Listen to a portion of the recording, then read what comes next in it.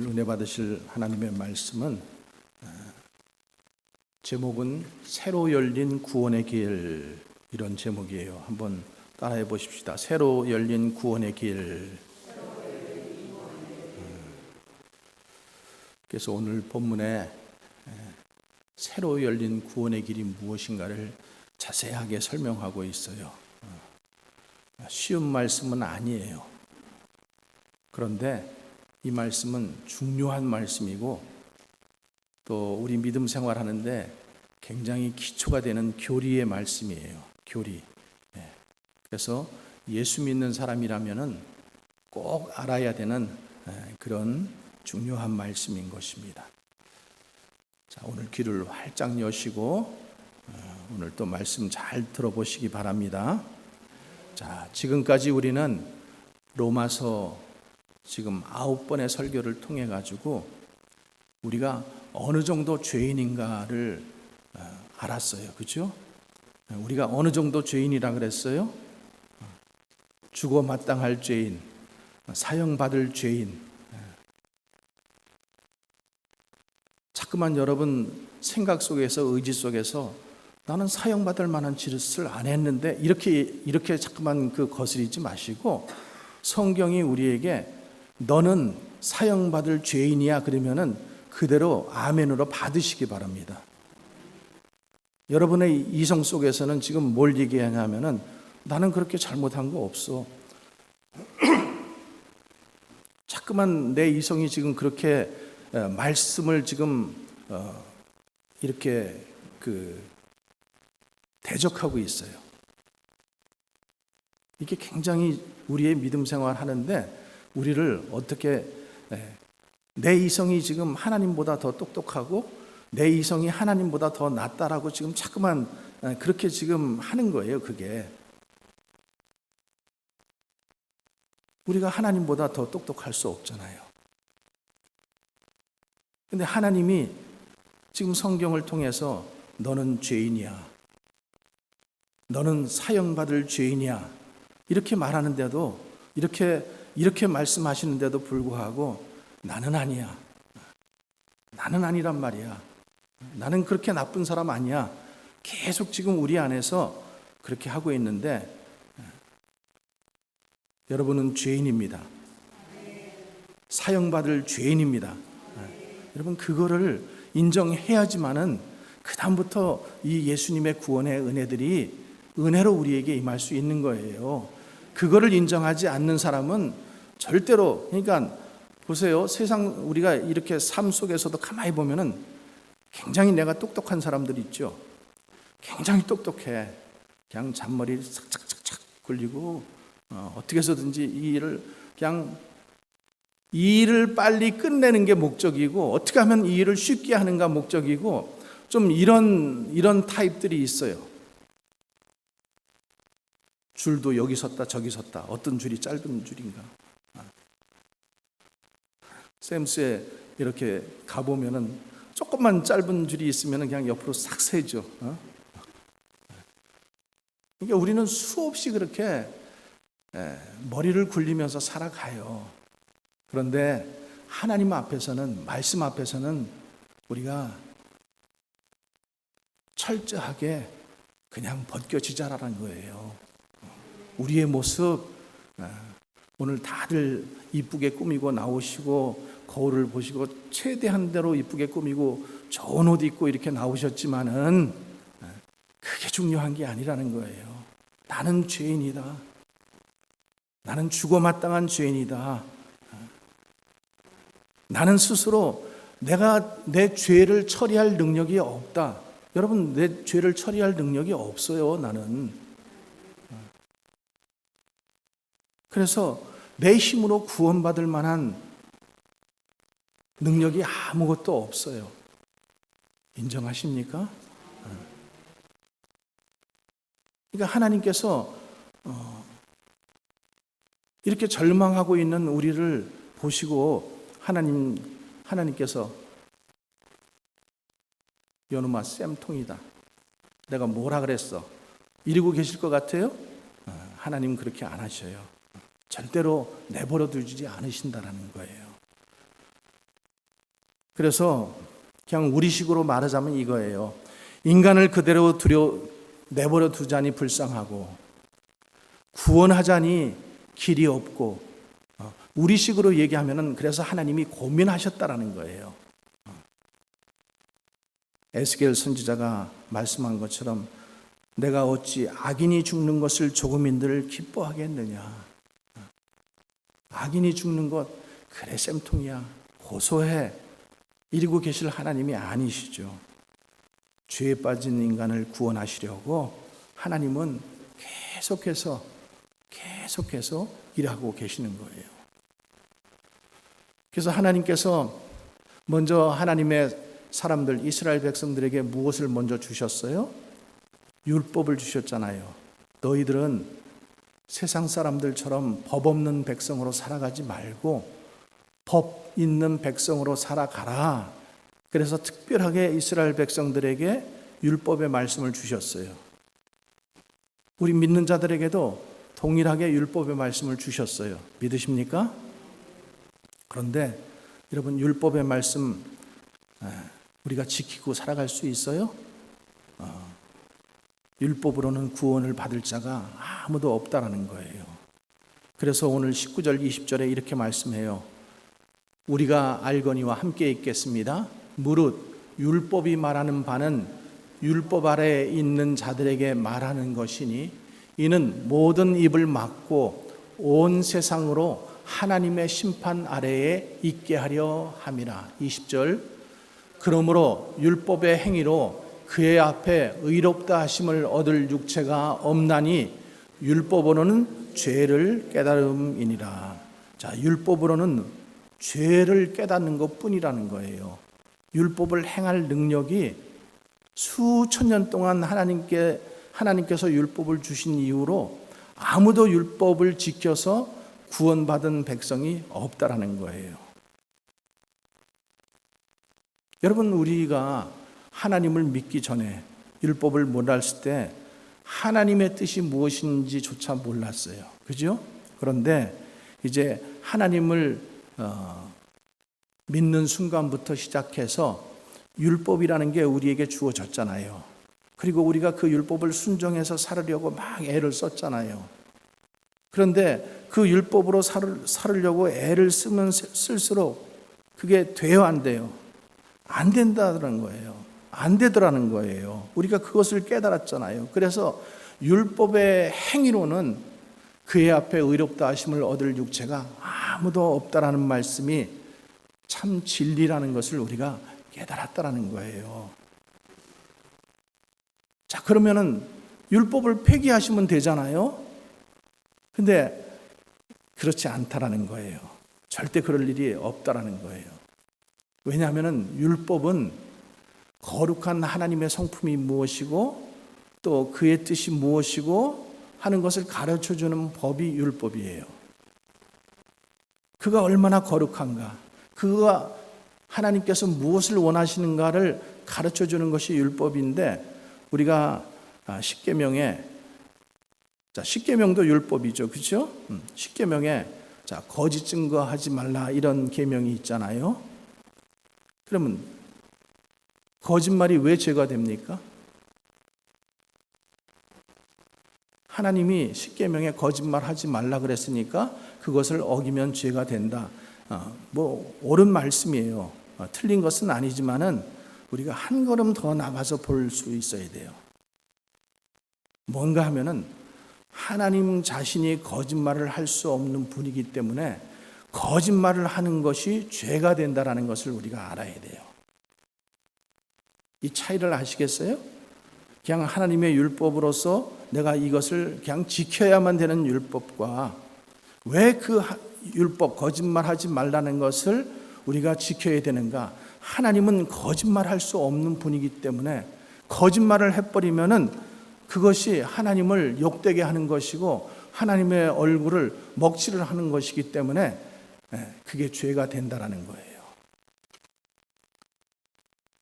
그래서 율법이 없어지지 않는 거예요. 그리고 율법을 지키지 못해도 새 구원의 길을 하나님께서 찾으셨어요. 자, 오늘 말씀에도 있는 것처럼 인간은 죄로 인해서 타락했잖아요. 의인은 없나니 하나도 없다라고 했잖아요. 그러면은 우리가 의인이 되려고 하면은 어떻게 해야 돼요? 자, 하나님 입장에서 봤을 때 하나님께서, 우리는 이렇게 쉽게 생각할 수 있어요. 하나님께서 그냥 죄인을 의인이라고 여겨주시면 그냥 되는 거 아닌가요? 근데 뭐가 문제냐 하면은, 그럼 공의로우신 하나님, 의로우신 하나님, 공의라는 게 있잖아요. 공의로우신 하나님이 죄는 죄대로 벌을 해야 되고 의인은 의대로 보상을 해야 되는데, 그냥 죄인을 인정해 버리면은 하나님의 공의가 손상을 입게 된다는 거예요.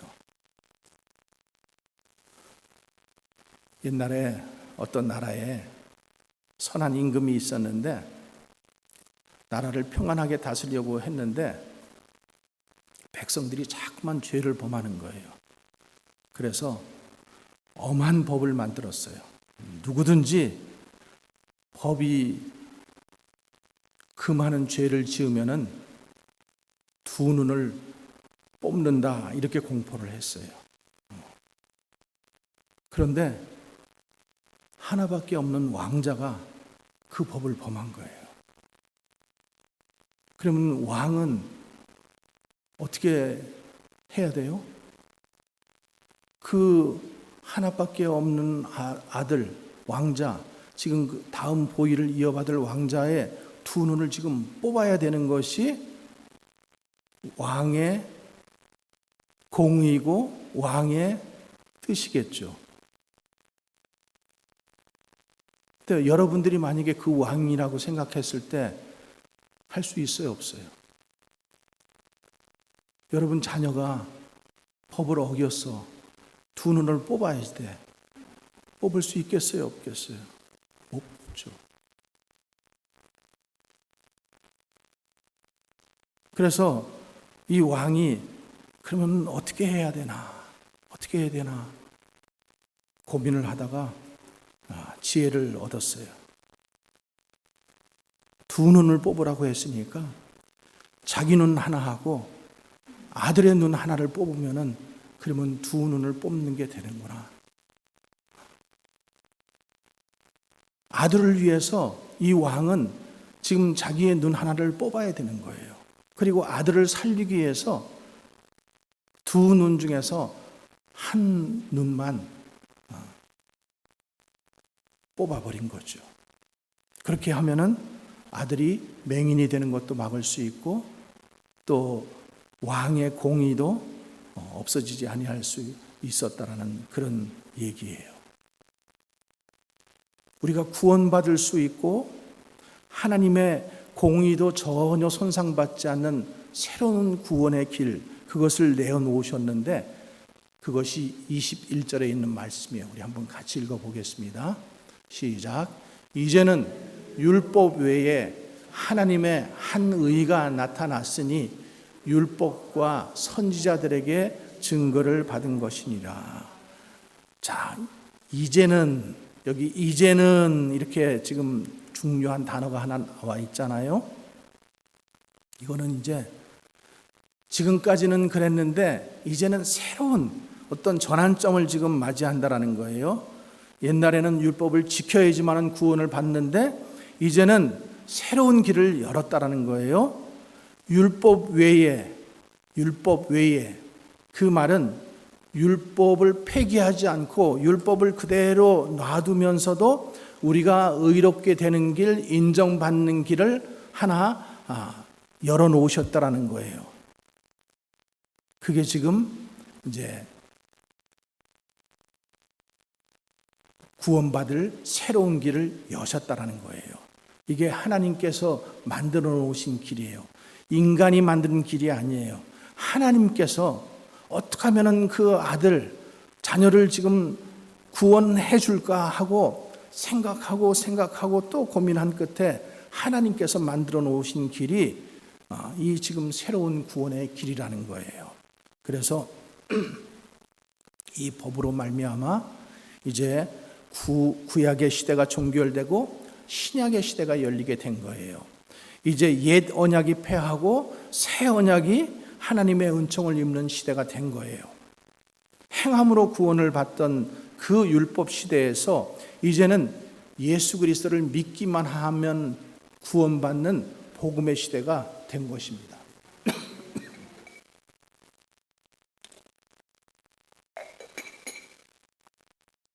자, 그러면은 이제 우리를 위해서 열어놓으신 이 새로운 구원의 길에 대해서 우리가 구체적으로 한번 봅니다. 22절 말씀 같이 읽겠습니다. 22절 시작.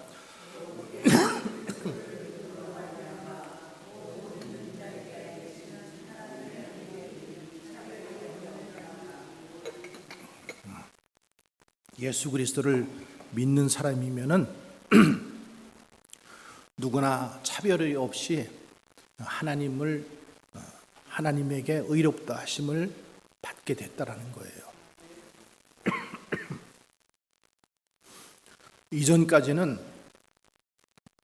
내가 얼마나 율법을 지키며 살아야 되는가, 또 율법을 얼마나 지켰는가에 따라서 우리가 구원을 얻을 수 있었지만은 이제는 믿음으로 구원을 얻게 됐다라는 거예요.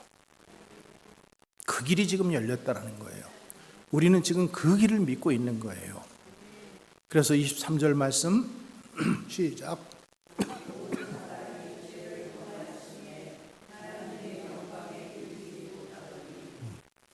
모든 사람이 죄를 범하였음에 아무도 하나님의 영광에 이를 자가 없었어요. 그것이 지금 로마서 1장에서부터 지금 3장 18절까지 말씀하고 있는 말씀의 결론의 말씀이에요. 결론의 말씀. 세상 모든 사람들이 죄를 지었기 때문에 하나님의 영광을 잃어버렸다라는 거예요.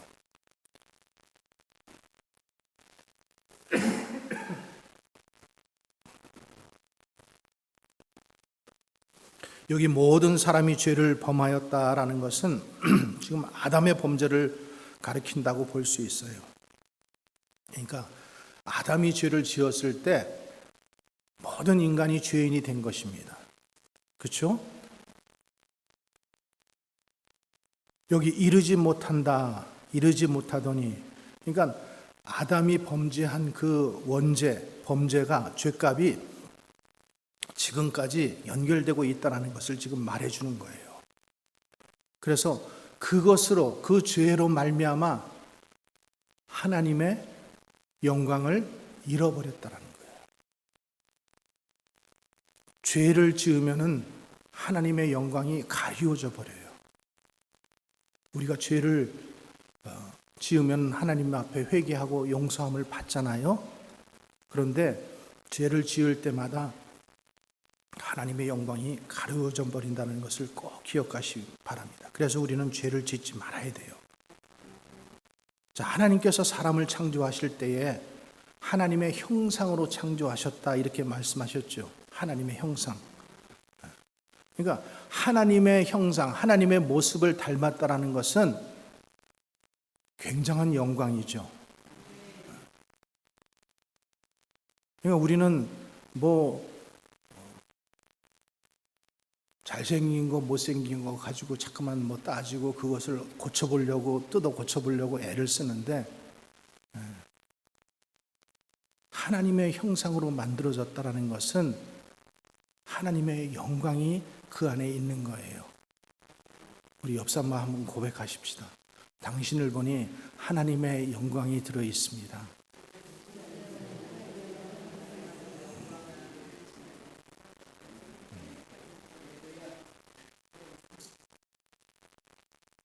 기분 좋죠?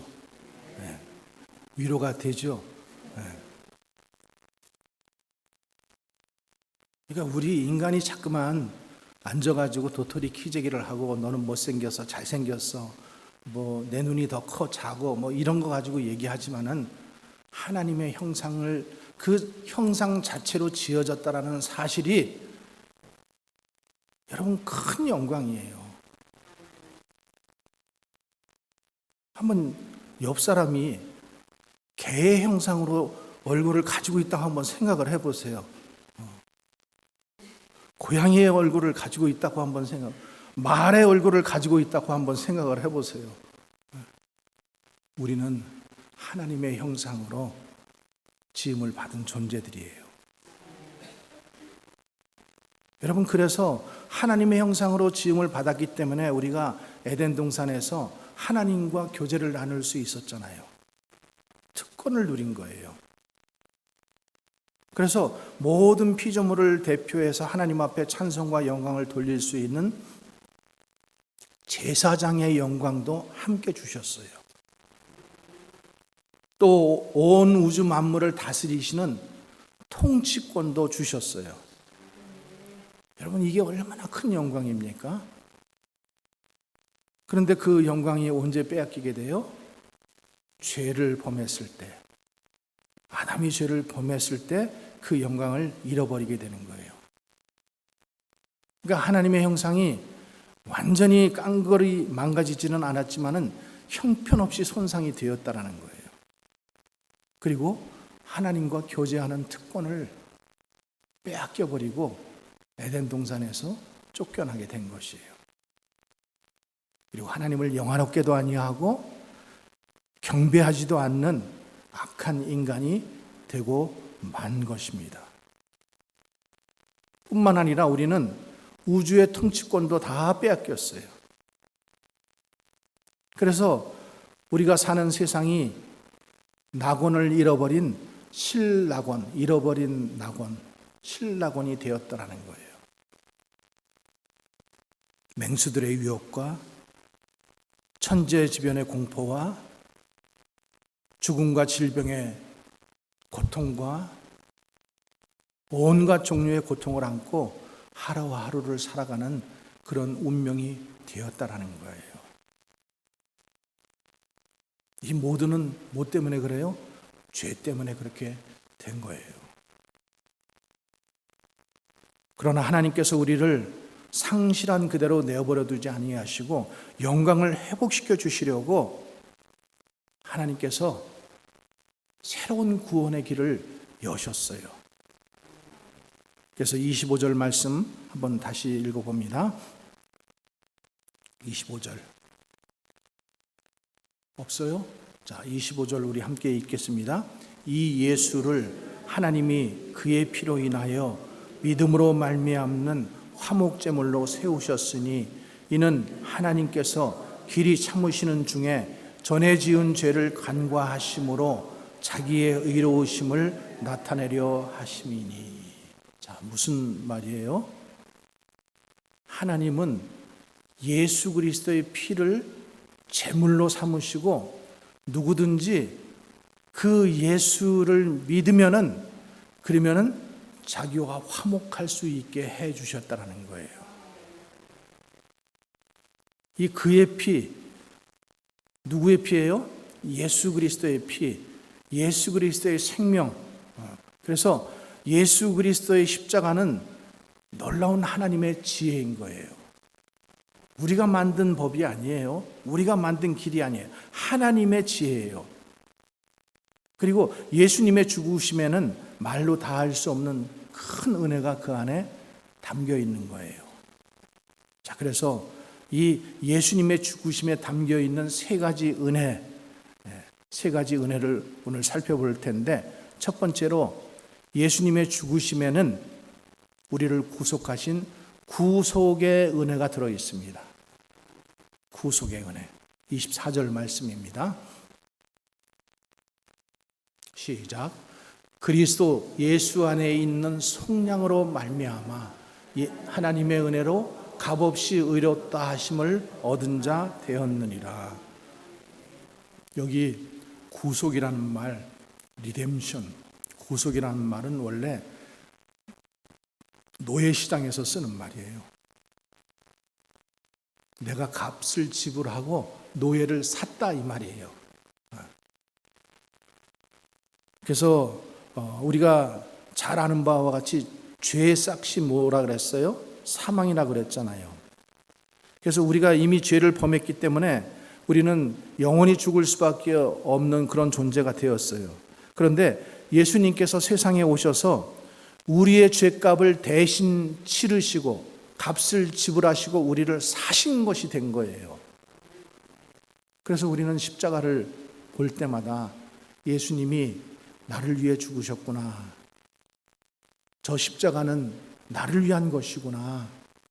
내가 저 십자가에 달렸어야 하는데 예수님께서 나를 대신해서 내 죄값 대신 저기에 달리셨구나. 우리가 그것을 묵상해야 되는 거예요. 자, 그러면은 예수님께서 십자가에서 달리실 때에 죄값을 누구에게 지불한 것일까요? 초대교회 시대에 오리겐이라는 교부는 사탄에게 지불했다라고 그렇게 가르쳤어요. 근데 그거는 잘못된 교리예요. 하나님의 아들 예수가 무엇이 답답해서 사단에게 그 값을 지불하겠어요? 그렇죠? 절대 지불할 책임이 없어요. 예수님은 그 죄값을 누구에게 지불하셨는가 하면은 하나님께 지불하신 거예요. 하나님께. 그러니까 우리가 죄를 범함으로 가장 고통을 받으시는 분은 누구신가 하면은 하나님이세요.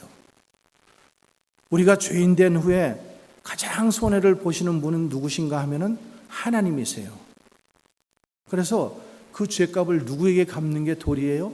하나님께 갚는 게 도리예요. 하나님께. 그래서 예수님이 십자가에 달리신 것은 하나님의 본성인 하나님의 그 거룩하심을 만족시키시기 위한 희생이었다라는 거예요. 그래서 우리가 범죄함으로 하나님이 받으신 손해를 예수님의 그 십자가 그 피 흘림으로 말미암아 죄값을 지불했다라는 게 주님이 십자가에서 그것을 보상해 주신 것입니다. 첫 번째 구속의 은혜가 예수님의 죽으심 안에 있다라는 거예요. 두 번째로 예수님의 죽으심 안에는 우리의 화목제물이 되신 은혜가 들어있어요. 화목제물 되신 은혜. 자, 25절에 보면은 화목제물이라는 말이 나오잖아요. 화목제물로 세우셨으니. 자, 이 화목제물은 하나님과 화목하기 위해서 드리는 제사예요. 하나님의 진노를 거두게 하기 위한 제사. 그러니까 제사라는 말은 예배잖아요. 그렇죠? 그러니까 우리가 하나님과 화목하기 위해서 오늘도 나와서 예배드리는 거예요. 하나님께서 우리를 돌보심, 도와주심, 그 다음에 우리를 보호하심, 이 모든 것도 은혜지만은 우리는 항상 죄에 빠지기 때문에 그 죄 때문에 하나님과의 관계가 어그러져 버리는데 그 어그러진 관계를 다시 화목시키고 하나님의 진노를 없애기 위해서 어디로 나와야 되는 거예요? 예배 자리로 나오는 거예요.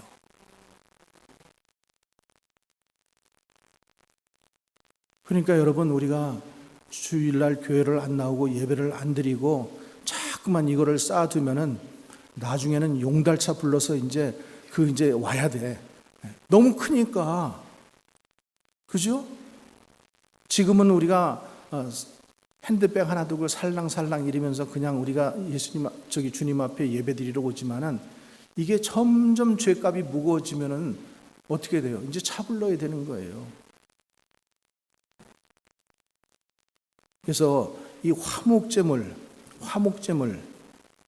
창세기 6장에 보면은 화목제물로 그 하나님의 진노를 이렇게 거두시는 이야기가 나오는데 노아 시대 때 이야기예요. 사람들이 얼마나 악했어요. 죄가 관영 꽉 찼다라고 했잖아요. 그래가지고 하나님이 사람 지으신 것을 한탄하셨다 이렇게 성경은 말하고 있어요. 그리고 나서 하나님께서 어떻게 하셨어요? 세상을 홍수로 심판하십니다. 그런데 하나님의 은총을 받은 유일한 가족이 있었죠. 누구예요? 노아의 가족. 노아의 가족이 방주에 들어가고, 그러니까 방주는 구원이 되는 거예요. 그 방주에서 구원받아서 살아남으로 인해 가지고 그들이 이제 하나님께 처음으로 다시 땅을 밟게 되었을 때 뭐 했어요? 하나님 앞에 제사를 드렸어요. 예배를 드렸어요. 그리고 그 예배를 받으시고 하나님이 뭐라고 말씀하시는가 하면은 창세기 8장 20절에 이렇게 말씀하고 있어요. 우리 한번 같이 봅니다. 시작. 노아가 여호와께 제단을 쌓고 모든 정결한 짐승과 모든 정결한 새 중에서 제물을 취하여 번제로 단에 드렸더니 21.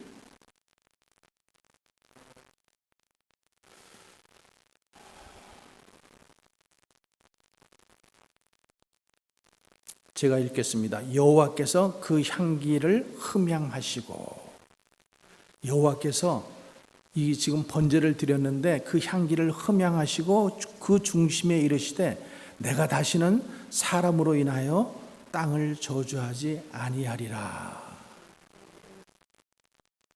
하나님께서 진노하시는 마음을 이 지금 화목 제물을 쌓아서 제단 앞에 드려서 예배를 드린 노아의 그 제단을 보고 하나님께서 화를 가라앉히시고 향기를 흠향하시고 이제 그 중심에 내가 다시는 사람으로 인하여 땅을 저주하지 아니하리라. 노가 풀리셨다 이 말이에요. 여러분, 예배가 이만큼 중요한 거예요. 제사가 이만큼 중요한 거예요. 그래서 우리는 예배를 잘 드려야 돼요. 꼬박꼬박 드려야 돼요. 매주일마다 예배 자리에 우리가 꼭 나와야 됩니다. 자, 그래서 예수 그리스도는 우리를 위해서 자기의 죄 없는 몸을 제물로 드리신 거예요. 그러니까 제물을 드릴 때에 우리가 구약에 이렇게 제사를 보면은 제물을 드릴 때 흠 없는 것으로, 제가 지난주에 설교 때 말씀드렸나? 인도의 어떤 사람이 그 두 아들을 강에다 갖다 드리려고 했는데 그 아들 중에서 멀쩡한 아들을 드렸고, 그거 제가 말씀드렸잖아요. 흠 없는 제물, 하나님께 드릴 때는 흠 없는 제물을 드려야 되는 거예요. 그래서 죄 없는 그 예수 그리스도의 몸을 제물로 드리셨어요. 그래서 그 제물로 인해서, 그 예배로 인해서, 그 제사로 인해서 하나님께서 노를 거두신 것입니다. 그래서 십자가의 죽음은 우리가 거기에 그 두 가지 우리가 독특한 성격이 있는데, 주님이 죽으신 죽음은 순교자의 죽음과 다른 거예요, 여러분. 우리는 혹시 그렇게 생각하시는 분이 있으면 아니라는 거예요. 순교자의 죽음은 장차 그들이 하나님 나라에 가서 면류관을 받을 죽음이에요. 그렇죠? 그런데 예수님이 죽으신 죽음은, 그래서 예수님께서 겟세마네 동산에서 기도하실 때도 어떻게 하셨어요? 할 수만 있으면은 이 잔을 내게서 거두시옵소서. 그 죽음이 너무나 싫은 죽음이었던 거예요.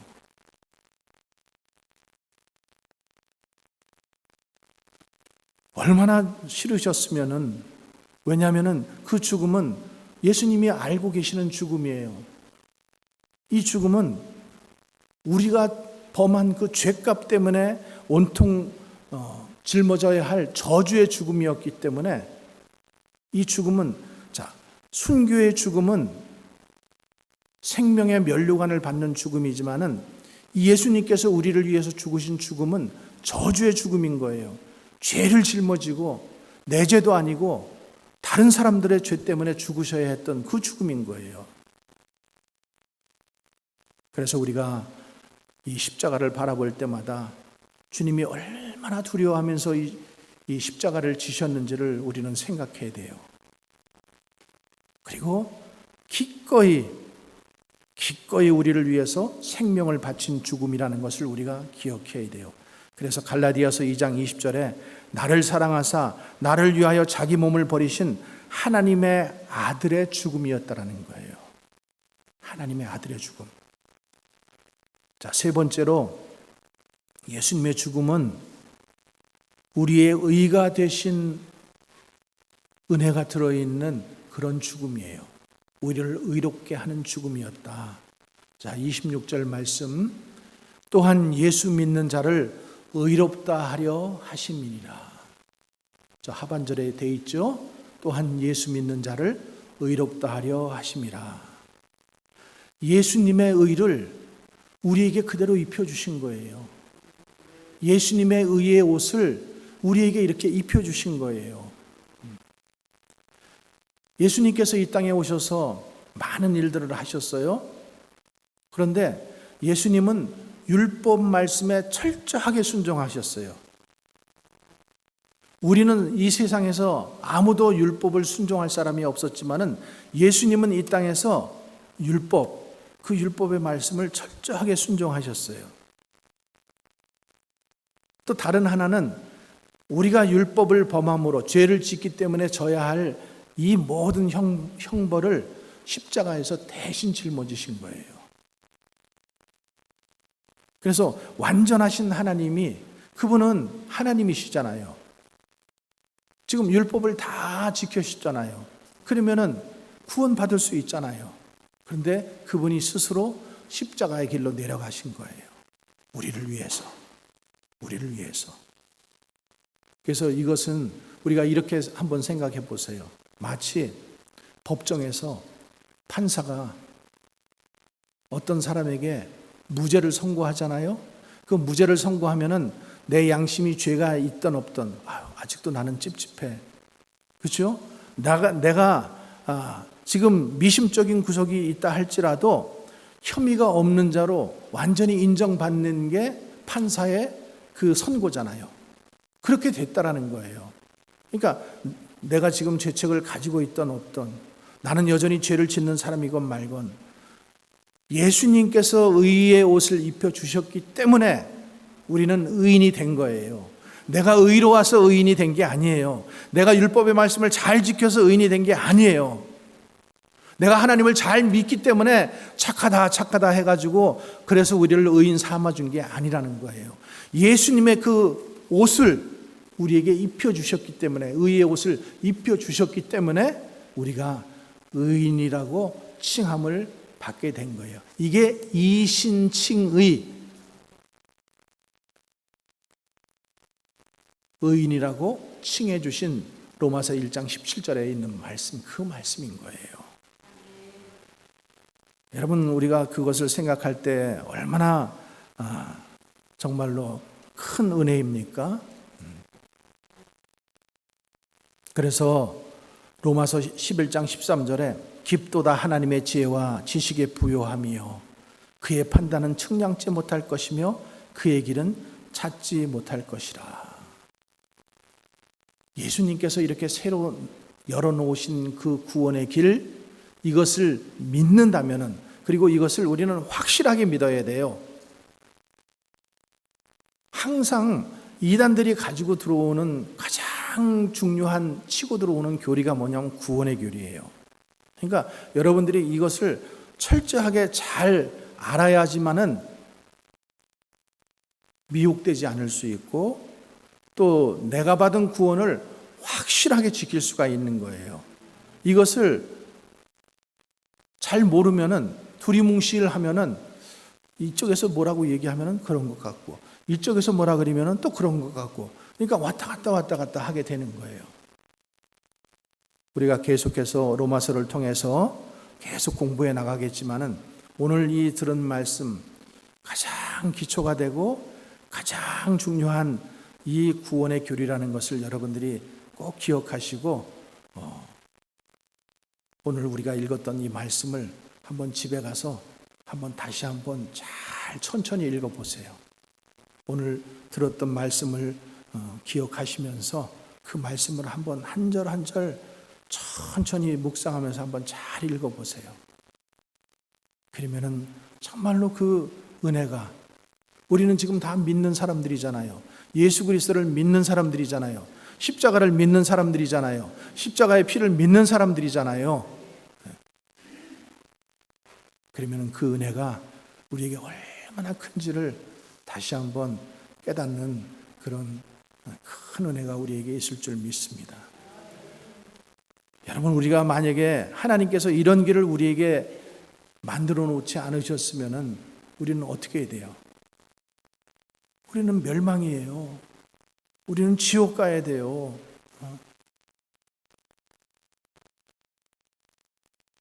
상상만 해도 끔찍하지 않아요? 지옥 간다라는 게. 갈 만한 곳이 아니에요, 지옥은. 여러분, 많은 사람이 가니까 갈 만하겠지. 여러분, 그렇지 않습니다. 지옥 가지 마시기 바랍니다. 예수 믿고 예수 그리스도의 피, 그 피가 얼마나 귀중한 피고 그게 얼마나 은혜의 피인 것을 알고 여러분 꼭 다 천국에 가시기를 주의 이름으로 축원합니다. 성경책이 이 세상에서 가장 많이 팔린 책이라는 것 여러분 아십니까? 그리고 성경책 다음에 가장 많이 팔린 책이 뭔가 하면은 철로 역정이라는 책이에요. 철로 역정, 존 버년. 근데 그거 혹시 읽어보신 분들 계세요? 한번 손 들어보세요. 몇 분 계시네요. 그 철로 역정의 주인공 이름이 뭐예요? 몰라. 주인공. 그 주인공이 크리스천이에요. 이름이 크리스천. 생각났죠? 근데 영어로는 그 이름이 뭐라고 되어 있냐면은 gracelessness. 은혜 없는 자예요. 은혜 없는 자. 은혜 없는 자가 예수 믿고 나서 은혜 있는 자로 바뀐 거예요. 그게 크리스천인 거예요. 저와 여러분도 원래 은혜 없던 자예요. 은혜 없는 자였는데 예수님 믿고 나서 우리는 은혜 있는 자가 된 것입니다. 그러니까 예수 모르고 살면은 은혜 없는 자가 되는 것이고 예수를 믿고 살면은 은혜 있는 자가 되는 것입니다, 여러분. 하나님께서 우리를 구원하시기 위해서 그 길, 자기 아들을 십자가에 못 박으시면서 새로운 구원의 길을 열어놓으셨어요. 새로운 구원의 길. 천사들도 경탄하는 그 은혜, 또 죄인들을 복되게 한 은혜, 마귀들을 놀라게 한 은혜, 그것이 오늘 우리가 들은 구원의 새로운 길이라는 것입니다. 나 같은 죄인 살리려고 하나님은 이 구원의 길을 마련하신 것입니다. 그래서 우리는 주님의 그 은혜를 생각할수록 주님께 찬양하고 주님께 영광 돌리고 주님을 위해서 헌신해야 돼요. 그것이 우리의 인생 과제고 목적인 것을 다시 한번 기억하는 우리들 되기를 주의 이름으로 축원합니다. 기도하겠습니다. 한번 우리 주님의 은혜를 기억하면서 함께 기도합니다. 아버지 하나님 감사합니다. 아버지 하나님 감사합니다.